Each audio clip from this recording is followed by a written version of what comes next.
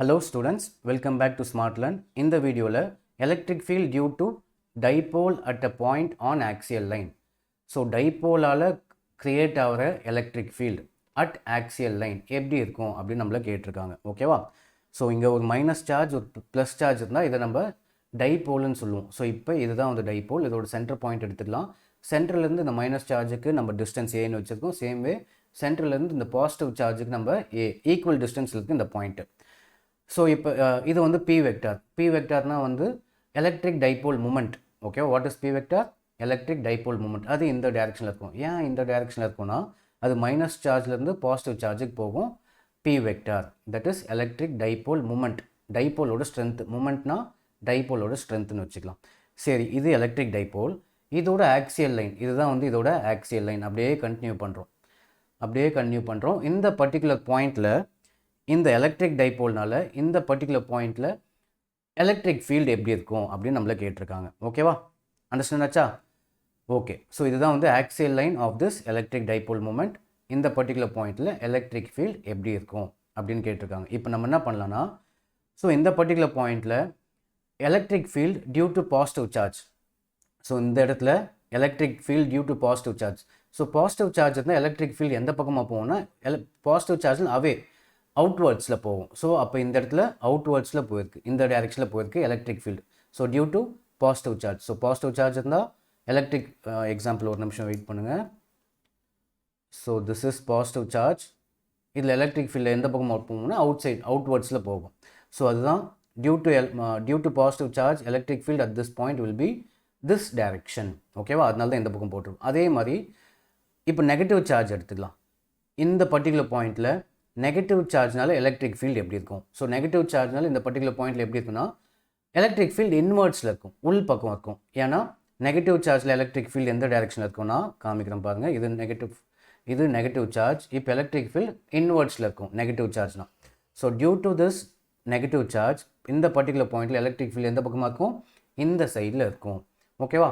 இப்போ net electric field, total electric field at this point நம்ம என்ன பண்ணலாம்?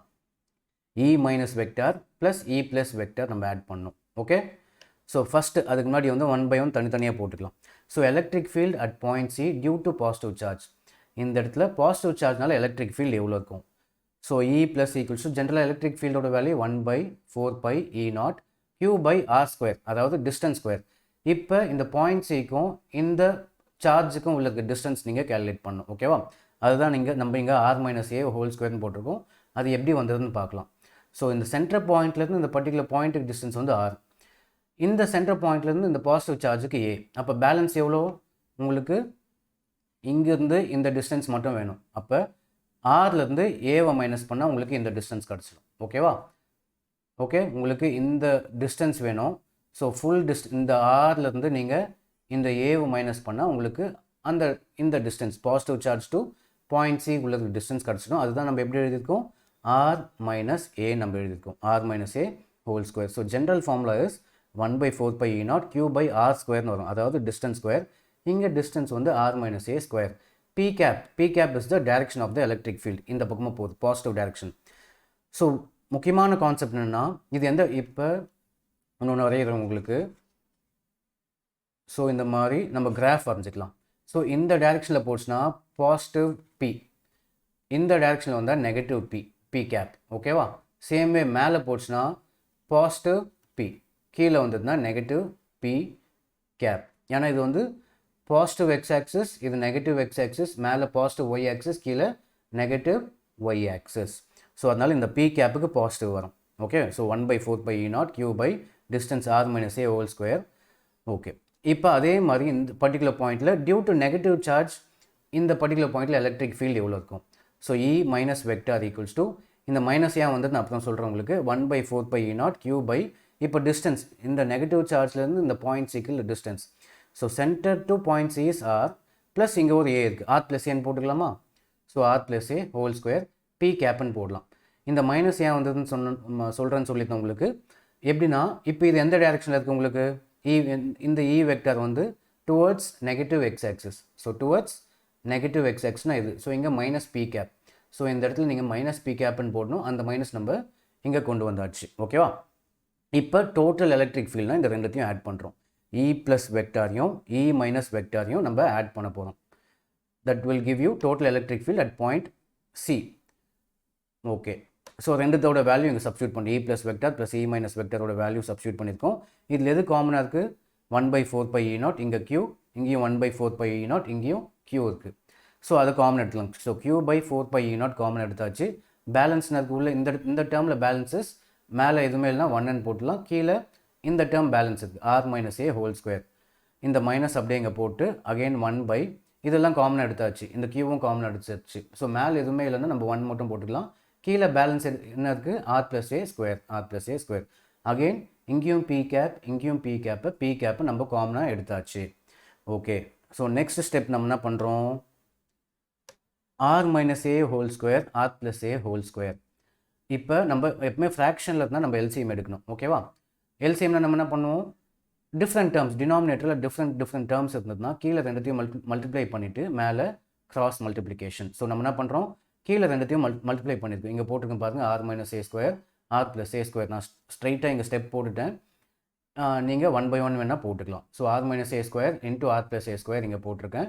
மேலே என்ன பண்ணுவீங்க?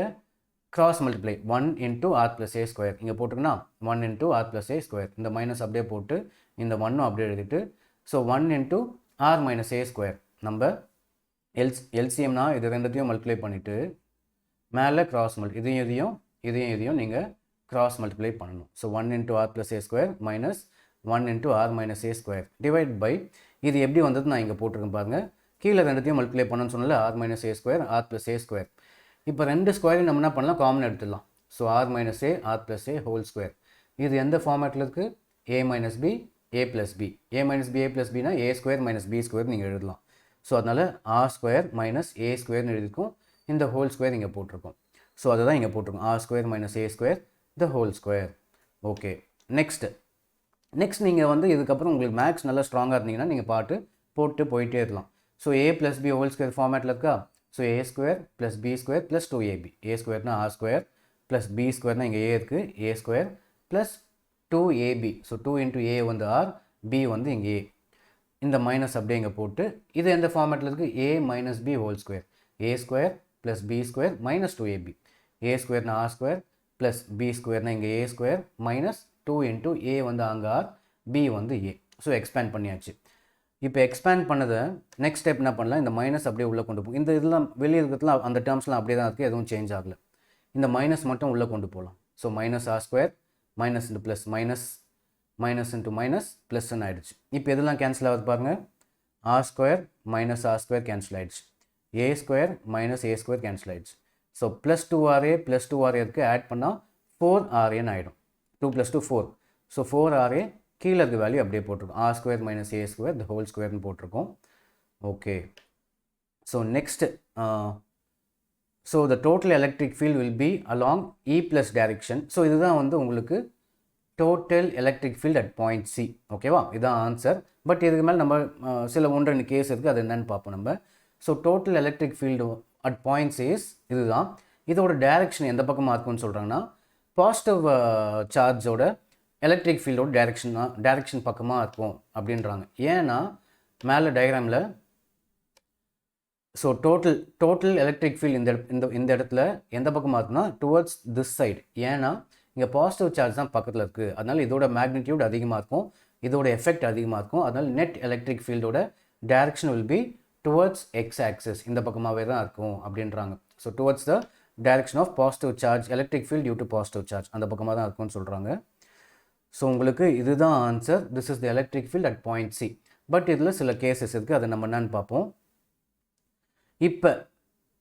இப்போ point C is very far then, இப்போ அதே மேலே போட்ட டயக்ராமே கீழே போட்டிருக்கேன். உங்களுக்கு இந்த பாயிண்ட் சி ரொம்ப டிஸ்டன்ஸ் அதிகமாக இருக்குது, ரொம்ப தூரத்தில் இருக்குது. அதாவது உங்களுக்கு இந்த டிஸ்டன்ஸை விட இந்த டிஸ்டன்ஸ் ரொம்ப ரொம்ப கம்மியாக இருக்குது. ஓகேவா? எக்ஸாம்பிள் சும்மா உங்கள் அண்டர்ஸ்டாண்டிங்காக சொல்கிறேன். சப்போஸ் இது 1000 இருந்தால் உங்களுக்கு இந்த டிஸ்டன்ஸ் 0.1 இருக்குது. அப்போ நம்ம டோட்டல் டிஸ்டன்ஸ் நம்ம என்ன எடுத்துக்கலாம்? 1000 எடுத்துக்கலாமா?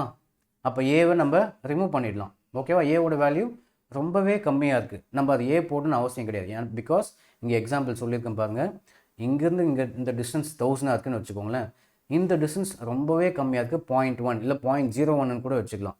ஸோ அப்போ அந்த 0.0 இப்போ 1000 0.1 மைனஸ் பண்ணால் ஒன்றும் ஆக போகிறது இல்லை, பெருசாக எதுவும் சேஞ்ச் ஆகுது, 1000 கிட்ட தான் இருக்கும் வேல்யூ. அதனால நம்ம இந்த ஏவை ரிமூவ் பண்ணிடுறோம். நம்ம மேலே கிடச்ச ஈக்குவேஷனில் ஏவை ரிமூவ் பண்ணிடலாம் because it is very less. இந்த ஈக்குவேஷனில் ஏவை ரிமூவ் பண்ணிடலாம். எப்போனா அந்த பாயிண்ட்ஸே ரொம்ப டிஸ்டன்ஸில் இருக்கும் போது நம்ம ஏவை ரிமூவ் பண்ணிடலாம். ஏவை ரிமூவ் பண்ணிட்டு அந்த ஈக்குவேஷன் அப்படியே எழுதிக்கோங்க. So q by 4 pi e naught 4ra by r square into r square ஏவை ரிமூவ் பண்ணியாச்சு. இப்போ r square power square is 2 2s 4 ஆகிடும். ஸோ r power 4 ஆகிடுச்சு. ஸோ இந்த ஆரும் இந்த r power 4ல் ஒன்று போயிட்டால் உங்களுக்கு r cube மட்டும்தான் இருக்கும். So 4a by r cube மட்டும் இருக்கும். ஓகேவா? இதெல்லாம் அப்படி தான், q by 4 pi e naught 4a by r cube. இந்த p cap அப்படியே இருக்குது. ஓகே, ஸோ நெக்ஸ்ட் இதை எப்படி எழுதலாம் அப்படின்னா, இப்போ இந்த க்யூவை உள்ளே கொண்டு போயிடலாம். அதே மாதிரி இந்த 4ஐ 2 into 2ன்னு எழுதிக்கலாம். ஓகே, உங்கள் அண்டர்ஸ்டாண்டிங்காக சொல்கிறேன். இந்த க்யூ உள்ளே போயிடுச்சு. அப்போ 1 by 4 pi e naught மட்டும் போட்டு இந்த 2 எப்படி 4 எப்படி எழுதலாம்னா 2 into 2 அப்படின்னு எழுதலாம். இன்டூ இந்த ஏவை எழுதியிருக்கோம். அதே மாதிரி இந்த க்யூவை கடைசி இங்கே கொண்டு போயாச்சு. பி கேப் இங்கே தான் இருக்குது. நம்ம ஜஸ்ட்டு ரீஅரேஞ்ச் பண்ணியிருக்கோம், 4ஐ ஸ்ப்ளிட் பண்ணியிருக்கோம். ஓகேவா? ஸோ இங்கே ஆர் ஸ்கொயர்னு போட்டிருக்கேன், ஆர் கியூப் தான் வரும், தப்பு தான், ஆர் கியூப். இப்போ உங்களுக்கு மேக்னெட்டிக் டைபோல் மூமெண்ட் பி வெக்டார்னு ஒன்று சொன்னோம் பார்த்தீங்களா, அதோட வேல்யூ நம்பர் 2 மார்க்ஸில் பார்த்துருக்கோம். மேக்னெட்டிக் டைபோல் மூமெண்ட்டோட value 2a q into p cap. So 2 into a into q into p cap வந்து உங்களுக்கு மேக்னெட்டிக் டைபோல் மூமெண்ட் கிடைக்கும். அதாவது length of the dipole into charge பண்ணால் உங்களுக்கு மேக்னெட்டிக் டைபோல் மூமெண்ட். 2aன்றது வந்து length of the magnetic dipole. எப்படின்னா sorry, electric dipole, magnetic கிடையாது, எலக்ட்ரிக் டைபோல். ஸோ 2a இங்கேருந்து இந்த டிஸ்டன்ஸ் டைபோலோட லென்த். ஏன்னா இங்கே ஒரு ஏ இருக்குது, இங்கேயும் ஏ இருக்கா, a + a 2a. So length of the electric dipole minus to minus சார்ஜ்லேருந்து ப்ளஸ் சார்ஜ் தான் வந்து உங்களுக்கு length of the electric dipole. எவ்வளோ இருக்குது? a + a 2a into q. ஏதாவது ஒரு ப்ளஸ் q ஆகலாம், மைனஸ் q ஆகலாம், அதோட சார்ஜோட value. That will give you electric dipole moment. So உங்களுக்கு 2aq p கேப், அதாவது டைரக்ஷன், அது வந்து உங்களுக்கு மேக்னெட்டிக் டைபோல் மூமெண்ட் p வெக்டார்னு எழுதிடலாம். அப்போ இந்த ஈக்குவேஷனில் 2aq p கேப்புக்கு பதிலாக நீங்கள் என்ன எழுதலாம்? p vector. மீதி அப்படியே எழுதிக்கோங்க. ஸோ இந்த ஈக்குவேஷனில் 1 by 4 pi e naught அப்படியே வந்திருக்கு. இங்கே இதுக்கு மட்டும்தான். ஸோ 2aq p கேப்புக்கு பதிலாக நம்ம p வெக்டார்னு போட்டலாம். இங்கே ஒரு 2 இருக்குது, அந்த 2 இங்கே போட்டாச்சு. ஸோ மீதிக்கு வந்து நம்ம p வெக்டார்னு போட்டலாம், கீழே r கியூப்னு போட்டுக்கலாம். So this is the total electric field at point P when R is very far away. That அந்த டைம் என்ன ஆகும்? R will be much very greater than A. ஏவை விட ரொம்ப அதிகமாக இருக்கும். அப்போ நம்ம ஏவை எலிமினேட் பண்ணிடலாம். அந்த டைமில் உங்களுக்கு எலக்ட்ரிக் ஃபீல்டு, இதுதான் ஆன்சர். ஓகேவா? Okay, so this is the total electric field at point P when R is very far from A, very larger than A and very far from electric dipole. So this is the answer. Understand ஆகிருக்கும்னு நினைக்கிறேன். நீங்கள் உங்களுக்கு equation copy பண்ணணும், நான் மேலேருந்து கீழே ஒரு வாட்டி ட்ராக் பண்ணுறேன், பார்த்துக்கோங்க.